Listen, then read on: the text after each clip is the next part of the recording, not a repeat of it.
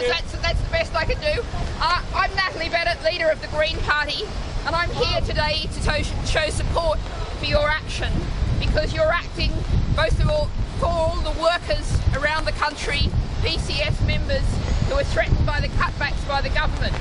Now, I hate to use this image this early in the morning, and I apologise to anyone eating breakfast, but the fact is we know that George Osborne has no clothes, the Emperor with no clothes, because austerity isn't working. It's a failed idea, a failed concept, and you don't just have to believe me with that.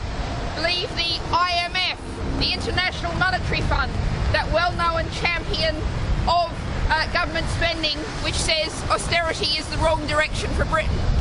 And the fact is, what you've got in HMRC is they're closing a whole lot of vital centres. There's lots of people who need help with their tax return. We all know that it's often far from simple. And older people, disabled people, migrant workers, they need help. I've got to do a financial thing next week, and I really want to go in, see the financial person, say, here's my forms, have I filled them in right? That's a natural thing that lots of us need to do. Anyone who's not an accountant wants to do. And you need help with that. You need staff, you need people you can talk to, not in some distant phone line, but someone who you can look at the eye across the desk. So I'm here today to say, well done for coming out. I've been here at PCS Tower many times before. I know how windy and cold it is, so I can't stay with you all morning, but well done to those of you who are. Solidarity, well done, and let's fight and let's defeat austerity, let's defeat the government cutbacks. Thank you.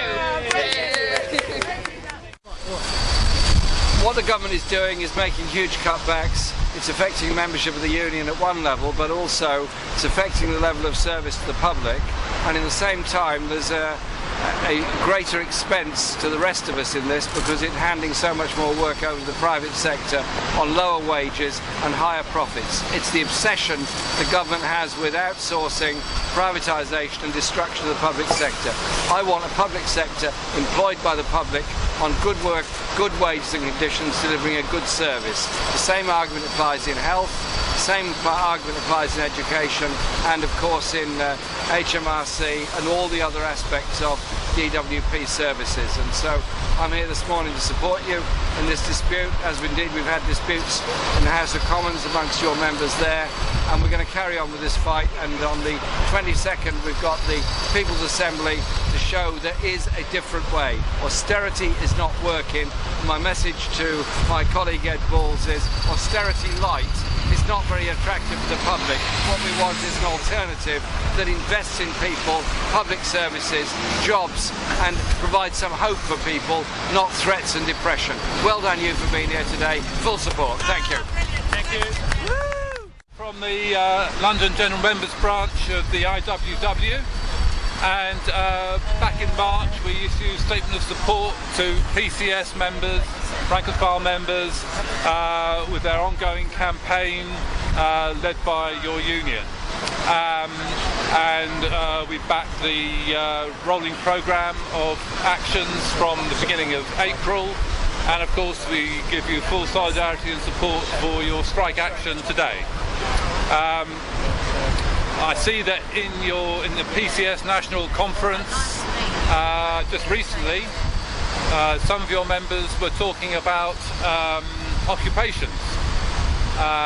Some members were talking about strike levies in order to hold longer strikes than just one day.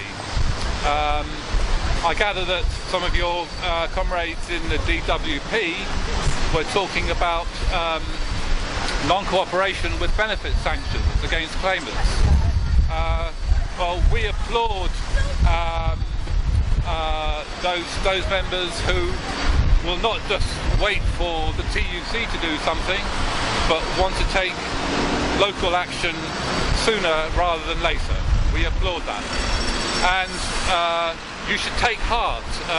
Down the road at London University, at John Lewis, at various companies in the city, cleaners have been organising with my union, the IWW, and with other unions, and they have been winning victories against their employers.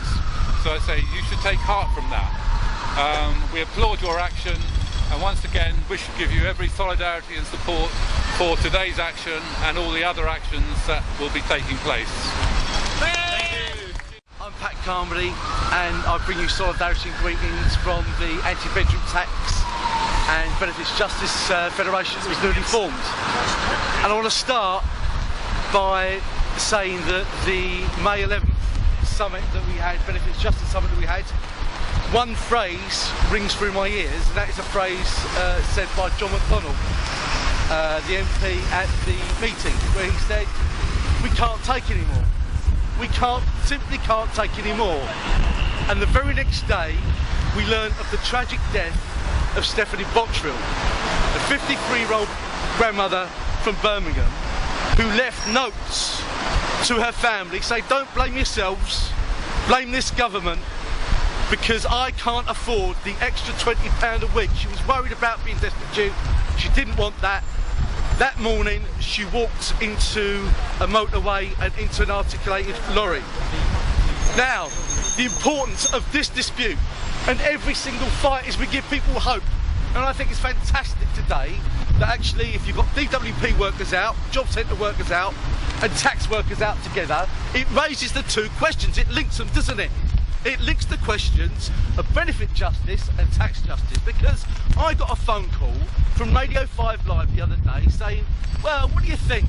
What do you think of this woman who defrauded the taxpayer, defrauded benefits to the tune of £280,000? And you know that one where, that thing where you wish you'd said something. I said I've talked about tax and the tax avoidance and so on. But the thing to say really was to say, well, she's a f***ing amateur. She's an amateur compared to Sir Philip Green, that avoided £285 million worth of tax when he transferred Arcadia to his wife, the wonderful tiara-wearing Lady Tina. And I tell you what, we need to give people hope, and I think Stephanie Bottrill's death is a warning for us all. And every single struggle gives people some hope. There's two dates for you. On the 8th of June, we're having the first hearing committee, i.e. on Saturday, in central London, to discuss the structure, but also the different campaigns and protests we're organising. On the 15th of June, Birmingham Against Cuts, the Birmingham Benefits Justice campaign, have organised a demonstration in commemoration of Stephanie Bottrill. We want banners there, we want PCS banners there, we want union banners there, we want everyone there, because we want to give people that feel isolated on their estates hope. There's a campaign in Leeds, and I'll tell you what, it's having an impact. It's having an impact around the country, the fight against the bedroom tax, because in Leeds, 1,700 people, there's new cases of arrears. Half the people in Liverpool, Riverside housing tenants haven't paid a penny of the bedroom tax. This, to me, is smelling like the poll tax more and more. The more this is like the last days of Thatcher, not when she died in the Ritz, but the last days of Thatcher before the poll tax went, in terms of their split from arsehole to breakfast time over Europe. And I'll tell you what, we can have this lot because we're weak and divided. And I know sometimes maybe you probably feel like the bloodied infantry, you know, the people who are always in the forefront. And sometimes you look around, you know, where's the rest of the trade union movement? And maybe that can be a bit disheartening. But I'll say your struggle is so important, because you are showing that it's possible to take national action. And there's cracks beginning to appear now in some of the other more inert unions, shall we say. There's a big split in the right wing of Unison over the issue of pay. Within the NUT, now the attacks on teaching assistants as well, it's been shown that the NUT can take, needs to take national strike action as well to defeat Gove. And that's why, it's really important that we support our local struggles, that we fight the local struggles within the workplace, that we use occupations, we use all tactics as well, but we don't ignore the other big tactic as well, which is when the whole of our trade union movement comes out together, that we don't let the TUC off the hook and sit on their hands and do nothing while the whole of the working class has been attacked, that they keep their promises that they made at the TUC Congress, the famous motion number 5, to consider the practicalities of a general strike. Now there's been an awful lot of considering and not much practicality since then from the TUC, but we've got to hold their feet to the fire and say that It's a national government attacking us. We need a national movement, whole of the working class out together in a general strike as a key weapon to defeat this government. And just invite you all to come to the NSSN conference on the 29th of June. It's in the Camden Centre. It's played a big role in pushing the TUC and not allowing them to sit on their hands. And we can discuss the way forward, bring together the different unions in order to have a national fight against this government. So full solidarity and support. Congratulations.